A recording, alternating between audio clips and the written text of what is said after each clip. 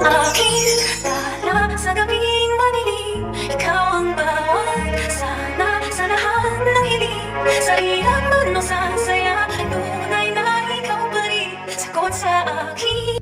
Pinayuhan ni Giselle si Annalyn na hindi niya kailangan na magpunta ng Apex araw-araw. Nagjo-duty pa siya sa East Ridge, tapos babantayan pa niya ang lolo niya. Sobrang pagod na siya noon. Ayos lang naman kay Annalyn ito. Pinaalam ni Annalyn na mag-aayos siya ng children's party at nagpapatulong siya kina Doc Eula, kaya siya narito rin sa Apex. Ito yung program na ginagawa ng lolo niya tuwing Pasko ayon sa naging bisita ng lolo niya kanina. Nagulat sina Giselle at RJ dahil marami rin palang mga ginagawa ang papa nila na hindi nila alam. Gustong tumulong ni Giselle. Kailangan niya rin ito para hindi niya gaano isipin ang anak niya. Kesa patuloy siyang maghanap ng anak na ayaw namang magpakita sa kanya, kesa ibaon niya ang sarili sa kalungkutan, gagawan na lang siya ng kabutihan. Nangako naman si RJ na gagawa siya ng paraan para makausap si Justin. Nagpatuloy na sina Annalyn at Giselle sa pagpaplano ng event na gagawin nila. Dumalaw sina Nurse Ivan at Karen sa Apex. In-announce nila na babalik na sila sa Apex. Ang saya ng tropa, pati na rin si Annalyn. Nagtanong si Doc Luke kung pabalik na sina Ivan at Karen. Si Annalyn rin ba ay may planong bumalik sa Apex? Hindi pa sumasagot si Annalyn ay biglang sumagot si Doc Lindon na hindi. Napatingin si Annalyn kay Lindon. Napatingin rin si Lindon kay Annalyn. Nagpalusot na lang si Doc Lindon. Ang ibig kong sabihin, hindi pa sa ngayon dahil may mga nakaschedule pang operasyon si Annalyn. Kung maaayos na niya yon at kung may desisyon na si Annalyn na gusto niyang bumalik, na kay Annalyn pa rin ang desisyon. Anytime naman pwede siyang bumalik dito dahil sina Doc RJ at Miss Giselle ang owner ng Apex. Diba Annalyn? Sumagot si Annalyn. Oo, sa ngayon marami pa akong inaasikaso sa East Ridge. Andon rin naman si nanay. Hindi ko naman siya basta-basta maiiwan. Masaya naman ako sa East Ridge at palagi rin naman ako dito sa Apex. Makakasama niyo pa rin ako kahit hindi ako palagi dito mag-duty. Nagkatawanan naman ng tropa. Yun naman pala, wala namang problema kung magkakaiba tayo ng ospital dahil mga magkakaibigan naman tayo. Anytime pwede tayo makita-kita. Nagtawanan naman sila. Tulad naman ng ipinangako ni RJ na gagawa siya ng paraan para makausap si Justin, nakausap naman niya. Pero ibinalita nito na pabalik na ulit si Justin sa US. Gulat na gulat si Giselle. Ano? Pabalik na ng US ang anak ko? Hindi mo man lang sinabi, Obeng? Wala man lang akong kaalam-alam.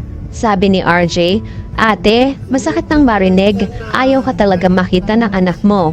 Napaiyak si Giselle. Hindi niya matanggap. May anak ako pero ayaw niya sa akin? Or should I just move on? Ganun na lang ba? Sabi ni RJ, Ate, bigyan mo muna siya ng panahon. Balang araw maghihilom rin ang sakit na nararamdaman niya. Balang araw maiintindihan niya kung bakit mo yun nagawa. Napaupo si Giselle at umiyak na naman. Dumating na nga ang children's party. Sa event naman, kasama ni Annalyn ang tropang Apex at si Doc Lindon. Napaisip si Annalyn kung makakapunta kaya ang pinsan niya na ikwento niya sa mga kaibigan. Pero kahit tumanggi si Justin kay Annalyn, umaasa pa rin siya na makakarating ang pinsan at mapapaunlakan ang kanyang imbitasyon. Sabi ni Ivan, alam mo, kung hindi dumating yon, hindi ako magugulat. Ganon rin naman si Nurse Karen. Agree. Tsaka sigurado iniiwasan niya talaga si Ma'am Giselle, di ba? Maya-maya pa ay papasok na sila sa loob para ihanda na ang mga gagamitin.